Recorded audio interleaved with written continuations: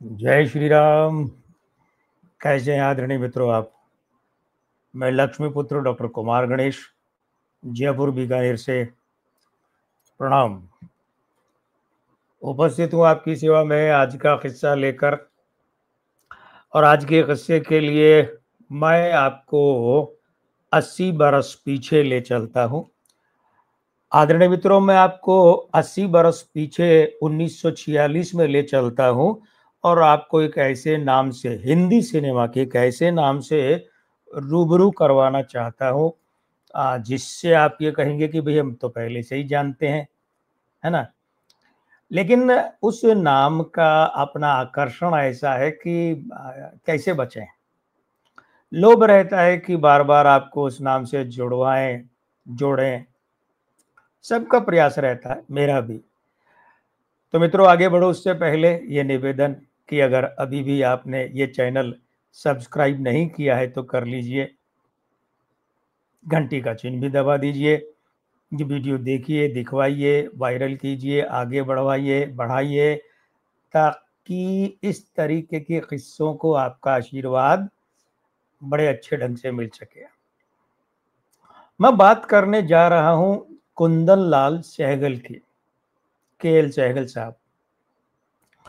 KL Sehgal का जन्म आप रिकॉर्ड में देख सकते हैं कि जम्मू में हुआ था 11 अप्रैल 1904 को, और 18 जनवरी 1947 को उनका देहांत हुआ था।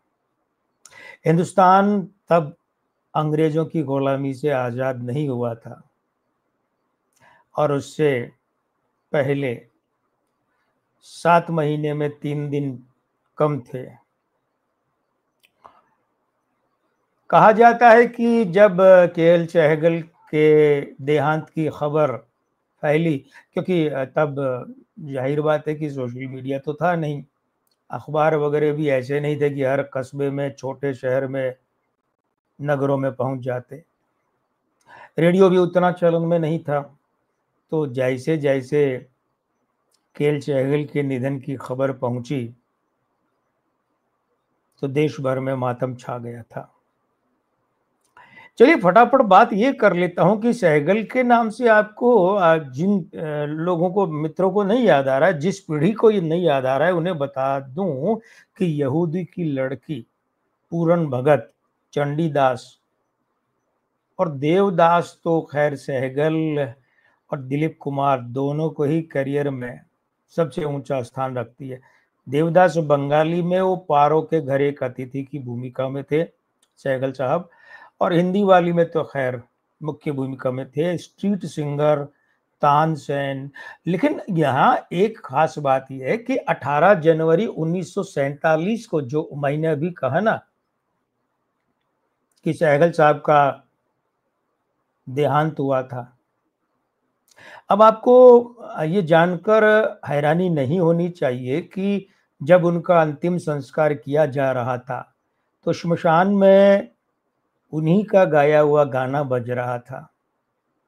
हाँ, वो अंतिम संस्कार के जो भी मंत्रोच्चार वगैरह हैं, जो भी कार्यक्रम थे, वो सब तो हो ही रहे थे, लेकिन उस दरमियान वहां सहगल साहब का गाया एक गाना बज रहा था। क्यों?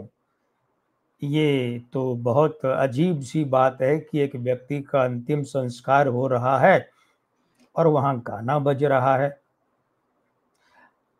वो इसलिए हुआ आदरणीय मित्रों कि सहगल साहब ने अपने जीवित रहते अपने घर वालों को ये इस बात की ताकीद कर दी थी कि भाई, मेरा जब अंतिम संस्कार हो तो श्मशान में ये गाना बजना चाहिए। वैसे तो सहगल साहब 43 बरस के ही नहीं हुए थे, 43वें बरस में चल बसे थे। तो ये भी नहीं है कि सहगल साहब को कोई आशंका रही होगी भाई मैं तो कम उम्र में ही चला जाऊंगा दुनिया से, लेकिन पता नहीं क्यों उन्होंने ये थोड़े समय पहले ही अपने घर वालों से कहा था ये गाना बजाएं। वो गाना कौन सा था? तो सहगल साहब के फिल्मी करियर को अगर हम देखें तो लगभग 15 वर्षों का 1932 से यहूदी की लड़की से लेकर 1946 में फिल्म शाहजहां। अब शाहजहां फिल्म जो है ये अब्दुल रशीद कारदार यानी AR कारदार की फिल्म थी। और हाँ, एक बात का मैं फिर कभी विस्तार से जिक्र करूंगा, अलग कोई वीडियो बनाऊंगा उसके लिए, लेकिन यहाँ आपको इशारा करते चलूं कि शोले फिल्म कौन सी, शोले फिल्म पुरानी वाली नहीं, 50 के दशक वाली, BR चोपड़ा की, वो शोले नहीं, GP सिप्पी की शोले, जिसके प्रदर्शन को अभी कुछ दिनों पहले ही 50 बरस पूरे हुए हैं। उस शोले फिल्म में और KL सहगल साहब की शाहजहां फिल्म में बहुत बड़ा कनेक्शन, बहुत गहरा संबंध है, ये फिर किसी वीडियो में बताऊंगा। अब गीतकार के रूप में मजरूह सुल्तानपुरी का इस फिल्म से पदार्पण हुआ था। कौन सी फिल्म? शाहजहां, 1946। नौशाद साहब का संगीत था। वैसे क्या है कि इस फिल्म के एक और गीतकार थे, तो कुल इस फिल्म में 9 गाने थे। तो दूसरे गीतकार कुमार बाराबंकवी 2 उनके थे और 7 गाने मजरूह सुल्तानपुरी के थे। इसमें से 5 गाने तो सहगल साहब से अकेले से गवाए थे, 1 गाने में सहगल साहब और रफ़ी साहब थे, 2 गाने शमशाद बेगम से गवाए थे नौशाद ने, और 1 गाना नसीम अख्तर से गवाया था। अब इस शाहजहां फिल्म के वैसे तो सारे गाने ही बहुत मकबूल हुए थे, लेकिन एक गाने ने जो रिकॉर्ड तोड़े थे और सहगल के लिए एक सिग्नेचर सॉन्ग बन गया था, सिग्नेचर सॉन्ग सहगल के लिए, वो गाना था जब दिल ही टूट गया हम जीकर क्या करेंगे। याद आया ना आपको? सहगल साहब का गाया ये गाना अपने आप में इतना अधिक प्रसिद्ध हुआ, छा गया हिंदी सिनेमा पर, हिंदुस्तान की आवाम के दिल और दिमाग पर, और सहगल साहब को मजरूह का लिखा ये गाना इतना पसंद था। देखिए एक बात और है यहाँ पर, मजरूह शब्द का अर्थ होता है रूह यानी घायल, मज यानी कि घायल, रूह यानी आत्मा, यानी घायल आत्मा। ये गाना घायल आत्मा का ही था।